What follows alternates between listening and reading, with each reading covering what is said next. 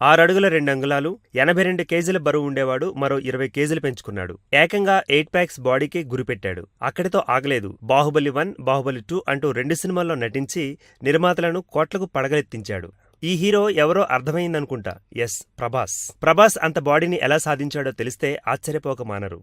దాని వెనుక ఉన్న కష్టం, డైట్, వర్కౌట్స్ గురించి ఇప్పుడు తెలుసుకుందాం. ప్రభాస్ నిత్యం బ్రేక్ఫాస్ట్లో 40 కోడిగుడ్లను తినేవాడట. ఎగ్ వైట్లో ప్రోటీన్ పౌడర్ వేసుకుని మరీ తినేవాడు. 0 కార్బోహైడ్రేట్ ఫుడ్ను మాత్రమే ప్రిఫర్ చేసేవాడు. ఇంకా తను తినే ఆహారంలో నట్స్, ఫిష్, ఆల్మండ్స్, ఎగ్ వైట్తో పాటు కూరగాయలు ఉండేలా జాగ్రత్తలు తీసుకునేవాడు. రోజుకు 6 సార్లు వీటిని ఆహారంగా తీసుకునేవారట. అయితే డైట్లో మాత్రం రైస్ను దూరంగా పెట్టేసేవారు. ప్రతి 2 గంటలకు ఒకసారి భోంచేసేవారని తెలిసింది. ఆ విధంగా రోజుకి 2000 నుండి 4000 వరకు క్యాలరీలు మెయింటైన్ చేసేవారు.